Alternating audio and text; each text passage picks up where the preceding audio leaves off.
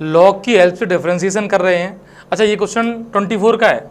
अब इस क्वेश्चन को ध्यान से देखो कि y बराबर ये लिखा हुआ, ठीक, means y is equal to, आपके पास गिवन है y इज इक्वल टू, पहला क्या लिखा है साइन एक्स की पावर x, तो साइन एक्स की पावर x इंटू में x की पावर साइन x, ठीक, और प्लस में a टू पावर x। अब मेरी बात सुनो, इसको तुम समझ लो कि y is equal to p plus q, पहले एक्सप्रेशन ये है, और तुम्हें निकालना है d Y by D x is equal to d p upon D x plus d q upon D x. इतनी सी बात समझ में आ जानी चाहिए, ये काम करना है, ठीक।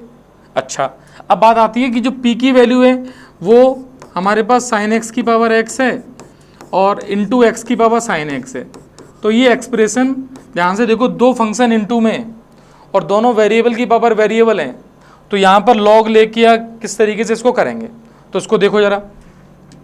तो p को हमने यहाँ सिंप्लीफाई किया, तो मैं दोनों तरफ लॉग ले लूँ, वो पीछे दिखाई दे ही रहा है, तो ले लेता हूँ log p is equal to log, अब लॉग के अंदर जो एक्सप्रेशन है वो साइन एक्स की पावर x है इंटू एक्स की पावर क्या है साइन एक्स, यही तो है।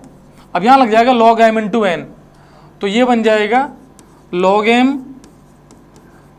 m प्लस लॉग n, तो log m plus log n, या फिर तुम चाहो तो उसको एक ही पावर में भी लिख सकते थे, वो एक ही बात है, वो समझदार व्यक्ति किसी तरीके से भी कर सकता है। तो ये बन जाएगा x log sign x plus sign x log x। बेटा अपना अभी तक क्वेश्चन यदि नहीं हुआ है तो ध्यान पूरा यहीं पे होना चाहिए। अब इसको कैसे करेंगे, u इंटू वी, और इसको लॉग p का सिंपल सा हो जाएगा। तो अगले स्टेप पर लिखेंगे differentiate both side with respect to x, तो लॉग p का क्या हुआ 1 अपॉन पी, और p का क्या हुआ D p upon D x, इसी को उठा के वहाँ रखना है तुम्हें, D p upon D x की वैल्यू को, और p की वैल्यू यहाँ पता होनी चाहिए कि p की वैल्यू हमने क्या मान रखी है, ये मान रखी है p की वैल्यू, तो p को ये रख देंगे। अब देखो यहाँ पर अब ये दो फंक्शन प्लस में है तो डेरिवेटिव प्लस में तो अलग अलग हो जाता है सिंपल सा, तो x ऐसा ही लॉग साइन एक्स का 1 अपॉन साइन एक्स का cos x plus log sine x ऐसा ही, x का क्या होगा बेटा 1 हो जाएगा, ये भी इस टुकड़े का हो पाया है ये प्लस, अब साइन एक्स ऐसा ही लॉग एक्स का 1 upon x plus log x ऐसा ही साइन एक्स का कॉस एक्स। तो देखो इतना बड़ा एक्सप्रेशन आया है ये, और p और आएगा इसमें, मतलब d p upon D x की वैल्यू आएगी, p को यहाँ रख दिया मैंने, तो साइन एक्स की पावर x इंटू एक्स की पावर साइन एक्स, ये आएगा, फिर ये आएगा x cot x plus log sine x plus sine x upon x plus cos x log x. इतना बड़ा एक्सप्रेशन तुम्हें वहाँ लिखना पड़ेगा ये पूरा, और प्लस ए की पावर एक्स का तो सिंपल होता है, वो ए की पावर एक्स जो ये पीछे लिखा हुआ है क्यू में, तो ए की पावर एक्स का क्यू को क्या माना है ए टू पावर एक्स, तो D q upon D x क्या हो जाएगा ए की पावर एक्स लॉग ए। तो भैया आपका d Y by D x जो वैल्यू है वो d p by D x plus d q by D x आ जाएगी यार, इतना सा काम करना था। अब तुमने जो नए नए काम कर लेते हो वो कैसे करते हो वो देखो भाई, लॉग तुम लोगे तो यहाँ ये एक एक्सप्रेशन है, ये दूसरा है, तो प्लस में लॉग कौन लेता है,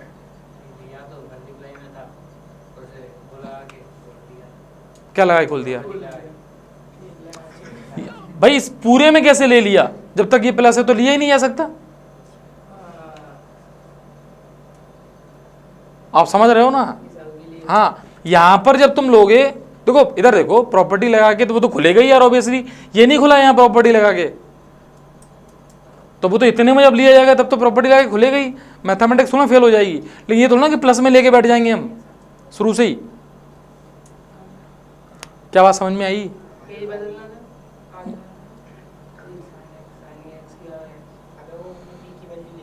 दोबारा बोल, ये p नहीं आएगा इधर पूरा, ये तो पूरा ऐसा रहेगा, ये p इधर आएगा, तो D p upon D x की वैल्यू आएगी ना,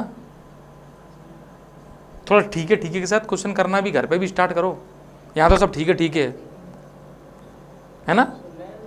और पिक्चर फिल्म, ये जो वीडियो फिल्म होती है देख लिया करो उसको, नेटफ्लिक्स पे लगा के, यही मिल जाएगी। अब इधर ध्यान दो, सुनो, डिफरेंशिएशन ऑफ, क्योंकि तुम देखती नेटफ्लिक्स पे, समस्या तो ये है, इसलिए बताना पड़ रहा है। देखो अब इसको देखना, इनफाइनाइट सीरीज इस हेडिंग के बाद क्यों दी गई कि लॉग के बाद क्यों पढ़ रहे हैं, क्योंकि देखो इनफाइनाइट सीरीज का मतलब कुछ ऐसी एक्सप्रेशंस हैं जो इनफाइनाइट तक चलते हैं, और उनको सिंप्लीफाई करने के लिए लॉग की हेल्प से उनको सिंप्लीफाई करेंगे। हालांकि हम लोगों ने सीरीज़ जब पढ़ी है 10th में और 11th में AP GP पढ़ ली, और AP 10th में पढ़ी थी, उसी सीरीज़ की कैटेगरी की आती है, इसको बोलते हैं। क्योंकि वहाँ याद करो GP पढ़ी थी तो इनफाइनाइट GP भी थी, कि GP इनफाइनाइट तक चल रही है। हाँ, अब इधर देखो, जैसे मान लो ये एक्सप्रेशन है, ध्यान से देखना, x x x x x infinite तक जा रहा है। बेटा इसका वहाँ पे भी एक ही रूल था कि मैं यहाँ पे बहुत सारे x हैं। अच्छा ये बताओ, यदि इस फिल्म को यहाँ से देखो x x x x x, यदि मान लो मैं ऊपर वाले किसी एक x को कम कर लूँ तो तुम्हें पता ही नहीं चलेगा कि x x x x x infinite तक x है, एक x कम कर लिए तो फर्क पड़ेगा ही नहीं। उसी रूल को यूज करके मान लेते हैं इसके ऊपर y लिखा हुआ है, इसको समझना। मैंने क्या किया है, x x x x x ये बहुत सारे लिखे हुए हैं, इसकी वैल्यू को मैंने y माना है, बोर्ड पे देखना है।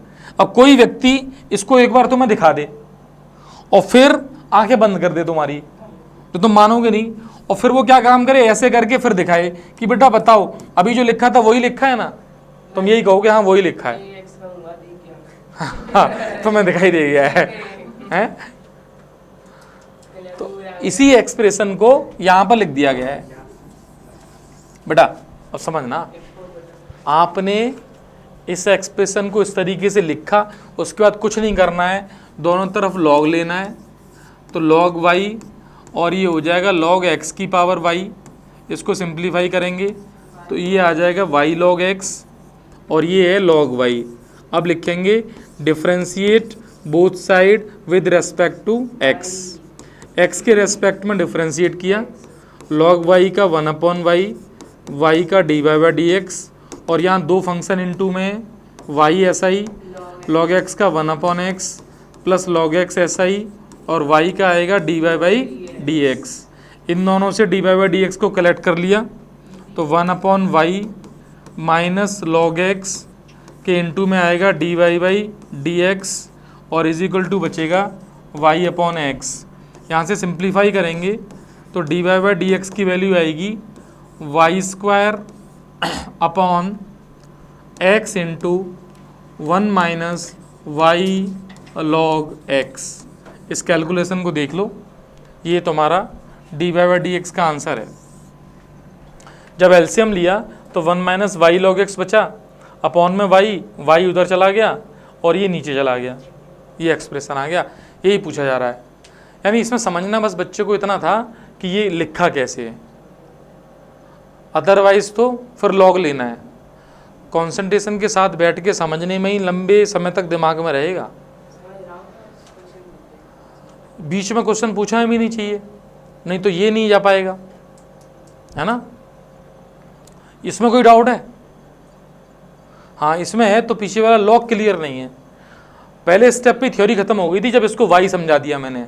जैसे देखो अब ये क्वेश्चन है, अब इसमें y बराबर अंडर रूट ये चल रहा है, तो इसका पहला एक्सप्रेशन ही सबसे ज़्यादा इंपॉर्टेंट है कि y is equal to under root sine x plus y लिखना है।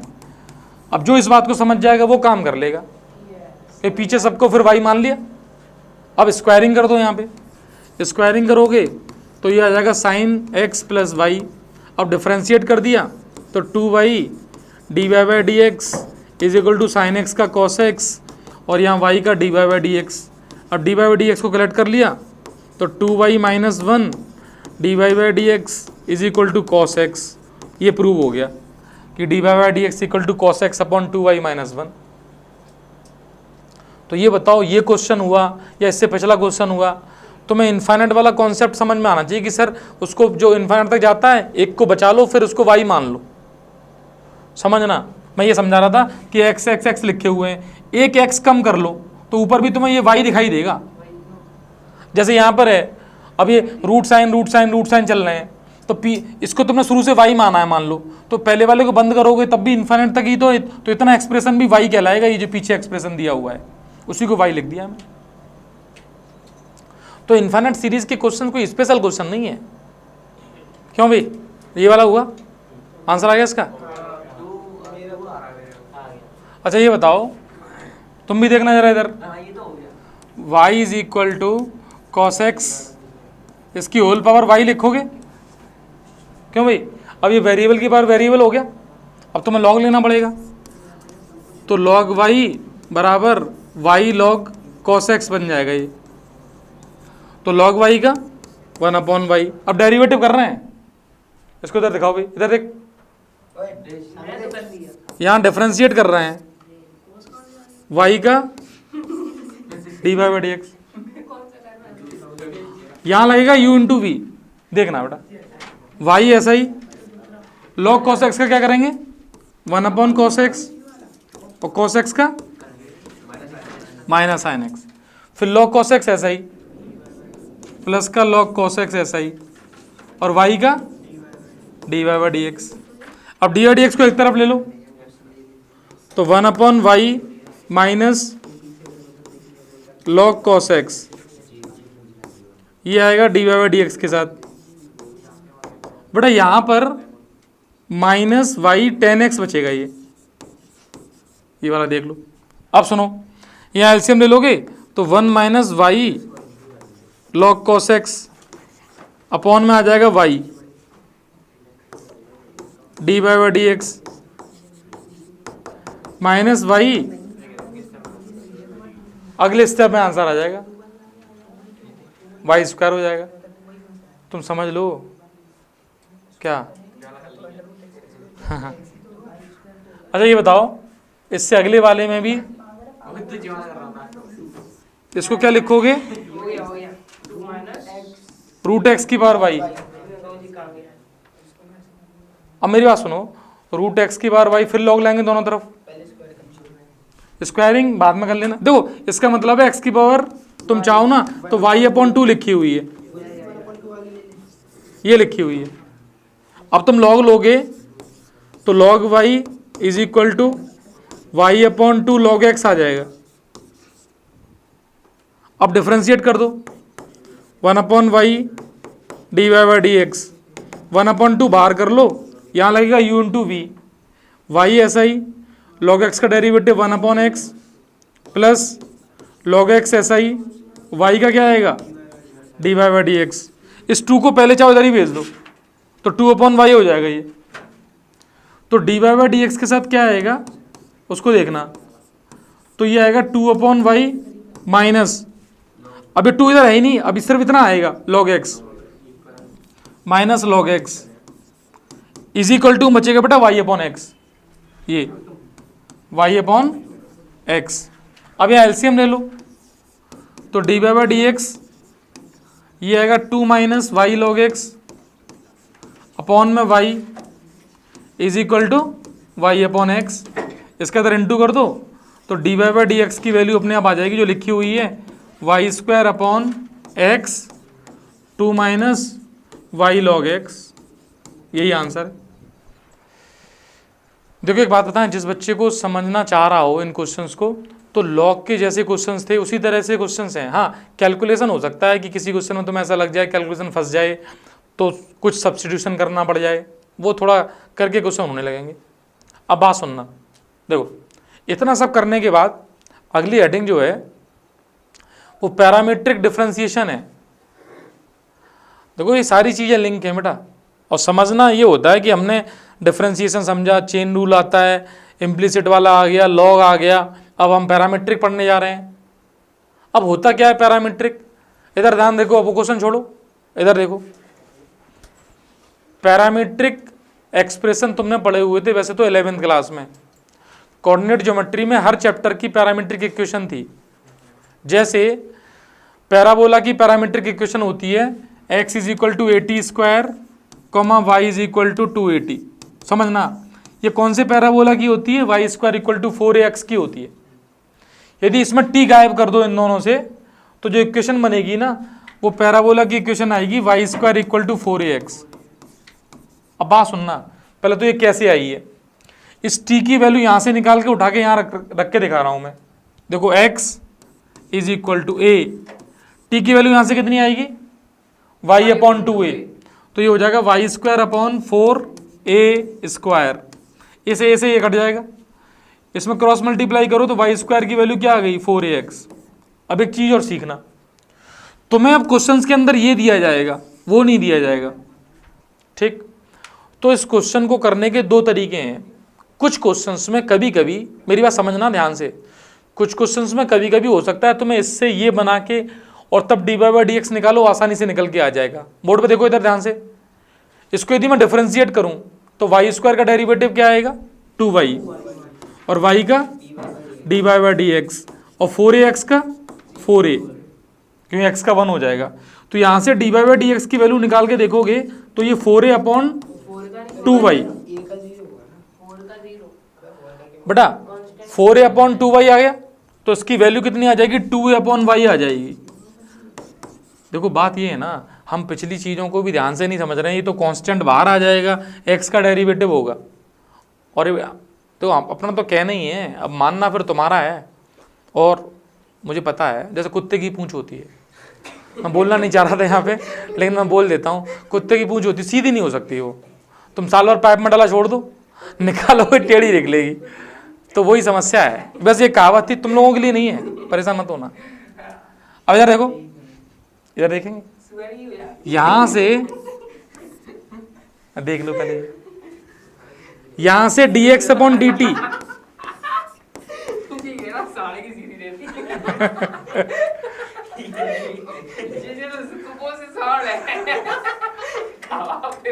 अब थोड़ा इधर देख लेंगे। अच्छा बोलो यहां से डी अपॉन डी टी कितना है? अब टी के रेस्पेक्ट में कर रहे हैं तो ये आएगा 280। बड़ा समझना, यहां से D Y upon D T कितना आएगा? 2a। अब देखो ये D Y upon D T है, D x upon D T है, हम निकालेंगे D Y upon D X, और D Y upon D X में फॉर्मूला यूज करेंगे D Y upon D T, और नीचे आएगा D x upon D T. इसको सिंप्लीफाई करेंगे तो D Y upon D T की वैल्यू 2a है और इसकी वैल्यू 2at है, तो आंसर आ गया 1 अपॉन टी। और टी की वैल्यू यदि मैं यहाँ से निकालूँ टी की तो y अपॉन 2a आ जाएगा, तो 1 अपॉन वाई अपॉन 2a, इसको सिंप्लीफाई करोगे तो 2a अपॉन वाई आ गया। यही आंसर यहाँ आ रहा। मेरी बात समझना, तुमने जो d Y by D x निकाला उसका आंसर 1 अपॉन टी था, 1 अपॉन टी को सब्स्टिट्यूट कर दिया टी की वैल्यू, तो आंसर इस तरीके से ये निकल के आ गया। यानी एक चीज़ मैं समझाना चाह रहा था कि पैरामीट्रिक डिफरेंशिएशन कुछ भी नहीं है, आप x को t के रेस्पेक्ट में जो भी पैरामीटर है उसके रेस्पेक्ट में डिफरेंशिएट करो, y को करो, फिर इस फॉर्मूले का यूज़ करो कि जो dy बाई डी एक्स है वो dy by D T upon D x by D T हो जाएगा। अब देखना क्वेश्चन किस तरीके के बनेंगे। जैसे ये क्वेश्चन है, अब x बराबर ये दे दिया t के टर्म में, y बराबर ये दे दिया t के टर्म में, यहाँ से d x upon D t निकालेंगे, यहाँ से D Y upon D t निकालेंगे, और फिर d Y upon D x निकाल देंगे। इधर देखना, ये थीटा के टर्म में है तो यहाँ से निकालेंगे D x upon D theta. इसको देख लेना जरा, यहाँ पे बताना जरा मुझे, थीटा के टर्म में इसको डिफ्रेंशिएट करो तो D x upon D theta कितना आएगा? ए तो कांस्टेंट है, थीटा का डेरिवेटिव हो जाएगा 1 और साइन थीटा का कॉस थीटा, तो इतना आ जाएगा। यहाँ से D Y upon D theta कितना आएगा? ए कांस्टेंट है, 1 का 0 और कॉस थीटा का माइनस साइन थीटा, तो इतना आ जाएगा ए साइन थीटा। अब मैंने अभी फॉर्मूला बताया था कि D Y by D x की वैल्यू होगी D Y by D theta upon D x upon D theta. तो D Y by D theta कितना है? ए साइन थीटा अपॉन ये कितना है? A 1 minus cos theta.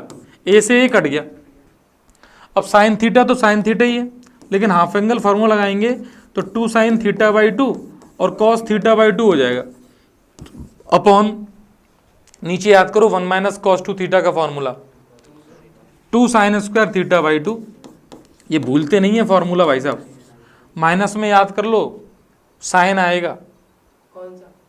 1 minus cos theta में sign आएगा इधर, और प्लस में कॉस आएगा। अब देखो 2 से 2 कैंसिल, इस साइन से साइन कैंसिल, तो तुम्हारा answer d Y upon D x का आ जाएगा कॉट थीटा बाई 2, क्योंकि ऊपर कॉस है नीचे साइन है, तो कॉट थीटा बाई 2 इसका आंसर आ जाएगा। एनसीईआरटी का सिंपल सा क्वेश्चन है, ये बस इतना सिखाना चाह रहा है कि पैरामीट्रिक डिफरेंशिएशन का मीनिंग क्या है। मीन्स बच्चा यदि इतना समझ में आ जाए कि एक पैरामीट्रिक कोऑर्डिनेट दिया जाएगा, जैसे यहाँ टी है यहाँ थीटा है, ऐसे बहुत सारे क्वेश्चंस हैं, जैसे ये देखो यहाँ पे, अब देखना इसमें x बराबर ये दे दिया गया, y बराबर ये दे दिया गया, ये 2012 में भी आया है, 24 में भी क्वेश्चन आया है, अभी मिल जाएगा तुम्हें। अब मुझे एक बात बताओ, अभी मैंने एक तरीका बताया था यार, देखो ये x की वैल्यू ये, y की वैल्यू ये, मैंने एक काम किया, मैंने तुमसे पूछा एक्स स्क्वायर की वैल्यू कितनी आएगी, a साइन इनवर्स t, फिर मैं पूछूं वाई स्क्वायर की value a cos inverse t, दोनों का इंटू करो जरा, x square into y square कितना आएगा, तो ये आएगा a sine inverse t into cos inverse t, multiply में पावर ऐड हो जाती है, तो ये sine inverse t plus cos inverse t हो जाएगा, और बेटा इसकी वैल्यू इनवर्स ट्रिग्नोमेट्री में पाई बाई 2 होती है, मीन्स ये बचेगा a की पावर पाई बाई 2, तो पूरा एक कांस्टेंट बन गया कुल मिला के। अब एक बात सुनना, इसको डिफरेंशिएट करेंगे x के रेस्पेक्ट में, देखना, तो यहाँ पर लगेगा u into b, x square into y square, अच्छा सामने होगा x का रेस्पेक्ट में और डिफरेंशिएशन कांस्टेंट का है तो 0 हो जाएगा, तो यहाँ एक्स स्क्वायर ऐसा ही, वाई स्क्वायर का क्या होगा 2y d Y by D x, plus y square ऐसा ही, एक्स स्क्वायर का 2x, और सामने बराबर में 0। अब ये सारा इधर चला जाएगा, तो D Y by D x की वैल्यू देखना, -2y square x upon 2y x square, y से y कटेगा, 2 से 2 कटेगा, x से x कटेगा, तो ये आ जाएगा माइनस का y अपॉन एक्स, यही प्रूव करना है आपने। देखो इसमें मेथड कौन सा लगाया है कि हमने t को पहले ही एलिमिनेट कर दिया, और इसमें प्रूव करवा रहे थे, तो प्रूव करके रिजल्ट सामने आ गया। ऐसे बहुत सारे क्वेश्चंस हैं। अब जैसे ये क्वेश्चन है, मैंने क्यों इसमें लगाया, ये 23 का क्वेश्चन है और ये क्वेश्चन 12 का है, और 12 में था sine inverse t cos inverse t, और 23 में क्या है tan inverse t cot inverse t. क्यों है, क्योंकि tan inverse t plus cot inverse t भी पाई बाई 2 होता है, मीन्स इसमें तुम इंटू करोगे आंसर वही आएगा, x square y square is equal to a2 power क्या बन जाएगा, ये पाई बाई 2, सेम क्वेश्चन। और देखो प्रूफ वही है, प्रूफ में वो माइनस था, इधर आके प्लस करके कर दिया है। 2012 है 2023, तो क्वेश्चंस की फ्रीक्वेंसी तो है ही है, यदि सीखोगे समझ जाओगे। तो पैरामीट्रिक, अब जैसे ये पैरामीट्रिक कोऑर्डिनेट है, ये 14 का क्वेश्चन है, तो यहाँ से हम dx बाई dt निकालेंगे, यहाँ से dy बाई dt निकालेंगे, और फिर पाई बाई 4 पे पूछ रहा है, तो t की वैल्यू पाई बाई 4 रख देंगे, जो भी आंसर निकलना है वो निकल के आ जाएगा।